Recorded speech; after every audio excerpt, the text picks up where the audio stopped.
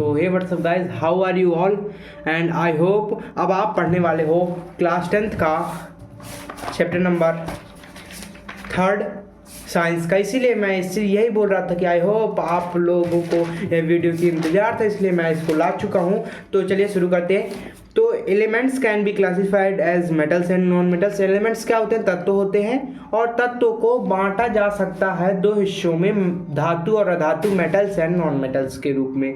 Metals are lustre, malleable, ductile and are good conductor of heat and electricity. They are solids and at room temperature except mercury which is liquid.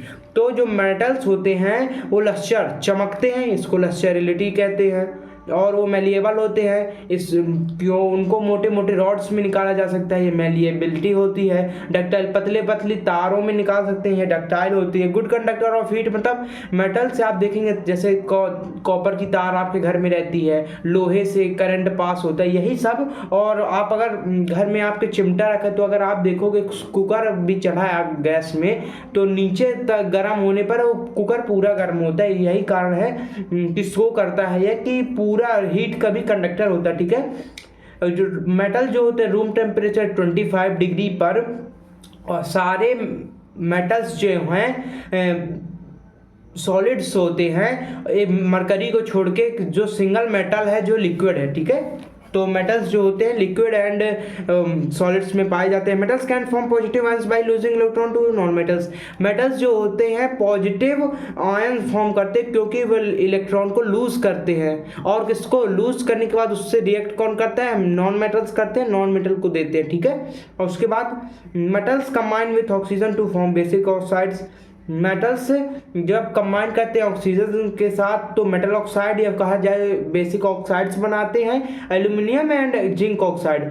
Aluminium और zinc oxide ऐसे दो oxide हैं जो दोनों की property, basic oxide, acidic oxide, दोनों की property को शो करते हैं। और जो ऐसे ऑक्साइड्स जो दोनों की प्रॉपर्टी को शो करते हैं, एसिड ऑक्साइड्स और बेसिक ऑक्साइड्स की, उन्हें एम्फोटेरिक ऑक्साइड्स कहा जाता है। आपके पेपर में आ सकते, इसलिए आपको यह याद रखना है।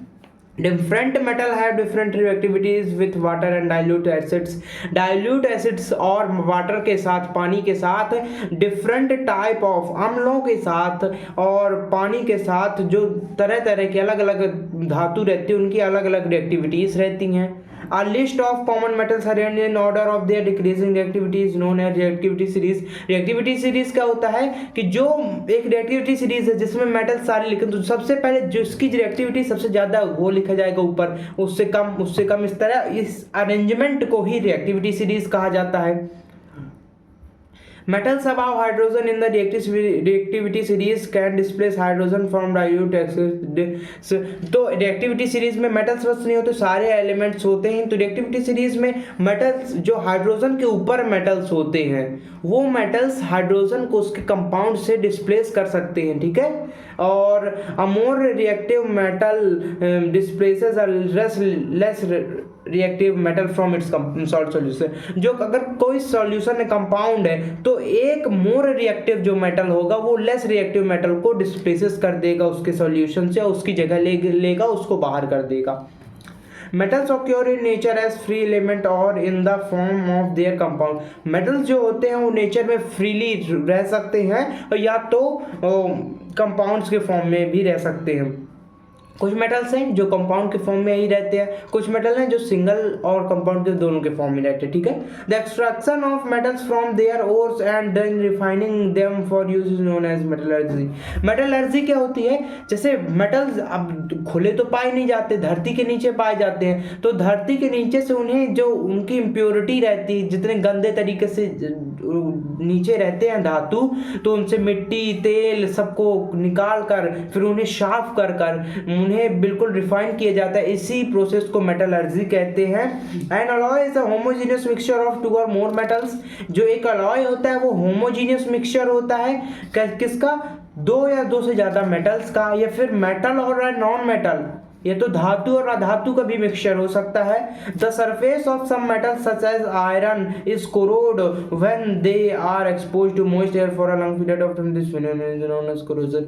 तो जो मेटल्स होते हैं, कोरोजन क्या होता है, जब मेटल्स खुले में पड़े रहते हैं बहुत समय तक, पानी में, मॉइस्ट में, सीलन में, गर्म, तो वो उसके ऑक्सीजन के साथ रिएक्ट कर लेते हैं, खुले में पड़े रहते हैं, और यही प्रोसेस को कहते हैं, उनके में जंग लग जाती है, जंग लगने को ही कोरोजन कहते हैं। Non metals of properties opposite to that of metals, non metals की प्रॉपर्टी मेटल से अपोजिट है। They are neither malleable ductile, bad conductor होते हैं हीट और इलेक्ट्रिसिटी के, मेलिएबल डक्टाइल होते ही नहीं है, और एक्सेप्ट फॉर ग्रेफाइट, ग्रेफाइट को छोड़ के वह एकमात्र ऐसा नॉन मेटल है, धातु है, जो इलेक्ट्रिसिटी पास आउट करता है। ठीक है।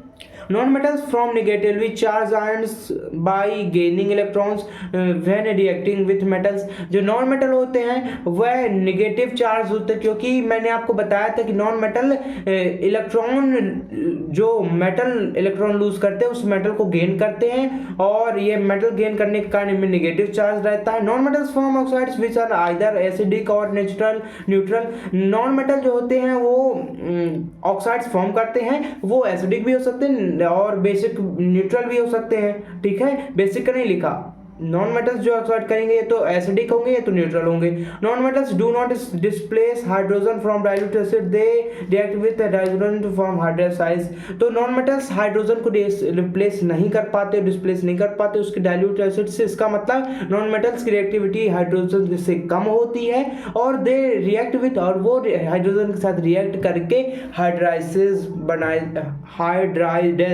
बना लेते हैं। ठीक है। तो अगर आपको यह टॉपिक अच्छा लगा और आप ब्रीफ में इसको पढ़ना चाहते हो, मेरे से ही पढ़ना चाहते हो, तो कमेंट करो और चैनल को भी सब्सक्राइब करो।